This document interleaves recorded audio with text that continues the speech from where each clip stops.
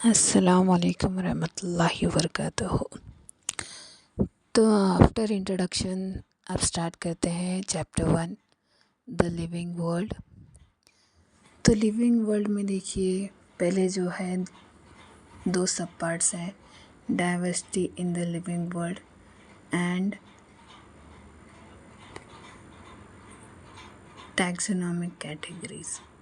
Okay, तो इसके बारे में देखिए यहाँ पे जैसे कि है कुछ एक इंट्रोडक्शन पार्ट दिए हुए हैं। How wonderful is the living world, मतलब क्या है, तो हमारा जो ज़िंदगी है, जो हमारी दुनिया है जिसे हम लिविंग वर्ल्ड कहते हैं, ये भरी हुई है, एक तरीके से बोल सकते हैं हम चमत्कारों से। कैसे?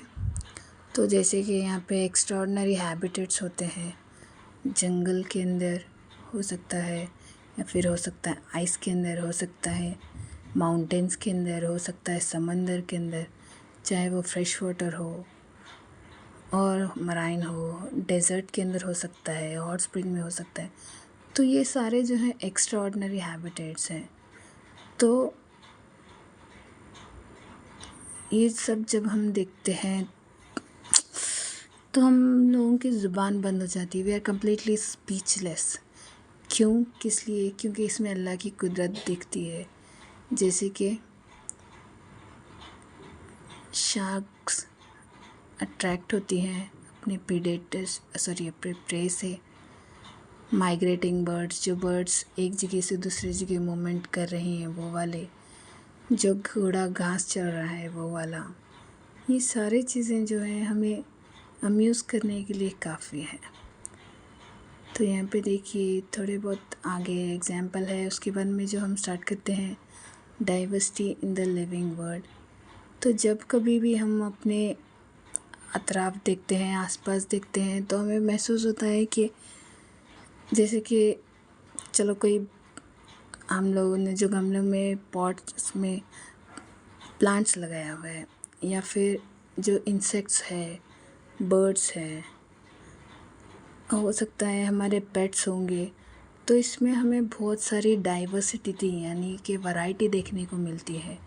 फॉर एग्ज़ाम्पल अगर कैट है तो नॉर्मल कैट अलग होती है, पर्शियन कैट अलग होती है, और उनके स्पीशीज़ जीनस के अकॉर्डिंग क्या है, उनका बिहेवियर भी, उनका नेचर भी, उनका टेक्सचर भी, सारी चीज़ें जो है अलग अलग होती हैं। तो यहाँ पे देखिए लिविंग ऑर्गेनिज़म में बहुत सारे जो है वैरायटीज़ हम लोगों को देखने मिलती हैं, चाहे वो एनिमल्स हो, चाहे प्लांट्स हो, और वो आपस में एक दूसरे से अलग भी हैं। तो यहाँ पे टोटली अब तक जो हमने देखा है स्पीशीज़ का टोटल नंबर अब तक जो आइडेंटिफाई हुए हैं वो अप्रॉक्सीमेटली 1.7 to 1.8 मिलियन है। तो यहाँ पे देखिए बायोडाइवर्सिटी रेफर्स टू व्हाट।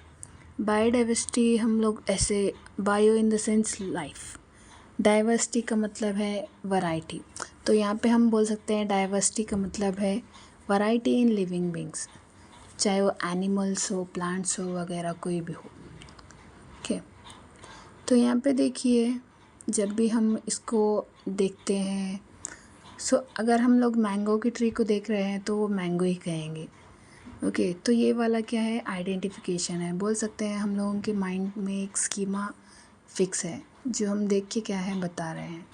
तो यहाँ देखिए इसका texture place to place vary कर सकता है, इसका जो वैरायटी है उसमें भी क्या है थोड़ा बहुत डिफरेंस आ सकता है। ओके, तो यहाँ पे देखिए ऑर्गेनिज़म जो है क्या पे है, organism is nothing but the living creature जिसकी हम बात कर रहे हैं। तो यहाँ पे देखिए जब भी हम लोग ऑर्गेनिज़म की बात करते हैं तो यहाँ पे अगर मैं कहूँ काऊ, तो दुनिया में हर जगह काऊ ही होगा, लेकिन हो सकता है रीजनल लैंग्वेज के अकॉर्डिंग उसके नाम कभी कभी अलग होंगे। लेकिन यहाँ पे जो हम लोग साइंस में बात करते हैं इसे कहते हैं नोमेनक्लेचर। तो नोमेनक्लेचर का मतलब है क्या है, बेसिकली जो हम नेम यूज़ कर रहे हैं वो पूरी दुनिया में एक ही नेम होगा। तो नेक्स्ट अगर मैं बताऊँ एक पर्टिकुलर ऑर्गेनिज़म है तो उसे मैं करेक्टली डिस्क्राइब कर पा रही हूँ, तो वो प्रोसेस को हम लोग क्या कहेंगे, आइडेंटिफिकेशन। ओके, तो आइडेंटिफिकेशन नोमेनक्लेचर के बाद में आता है। अब देखिए, थोड़े ऐसे ऑर्गेनाइजेशन हैं जो क्या करते हैं, कोडिंग करते हैं for botanical plants as well as zoological organism के लिए। तो यहाँ पे जो बॉटनिकल नोमेनक्लेचर करते हैं वो वाले ऑर्गेनाइजेशन को हम बोलते हैं ICBN, यानी कि international code for botanical nomenclature.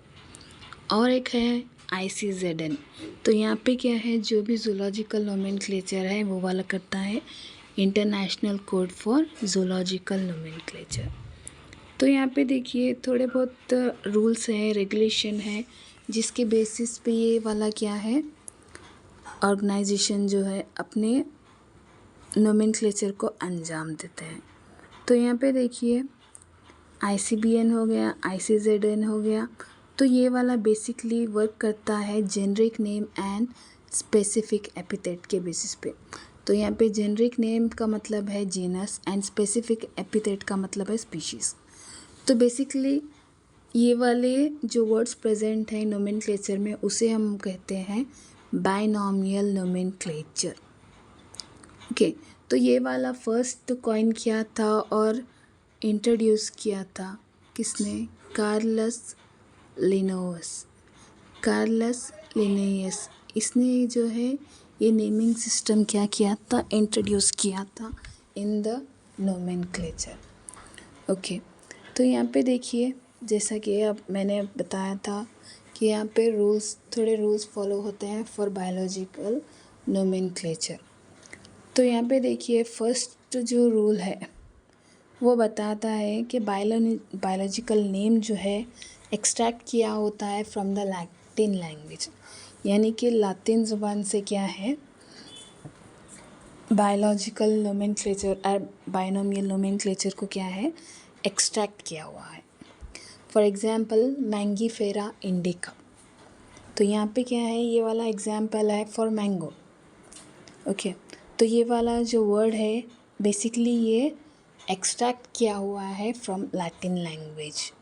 Okay, next देखिए, दे आर लैटिनाइज्ड और derived from Latin irrespective of their origin. तो यहाँ पे क्या है, इसके ओरिजिन के रिलेटेड कोई मेंशनिंग नहीं है, only it need to be extract out from the Latin language.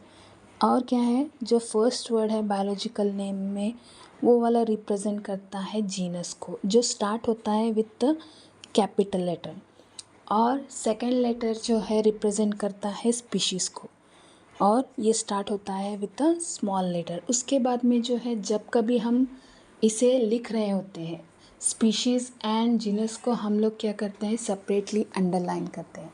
नहीं, अगर हम लोग इसे टाइप कर रहे हैं तो इस टाइम पे क्या है, we are seated the font.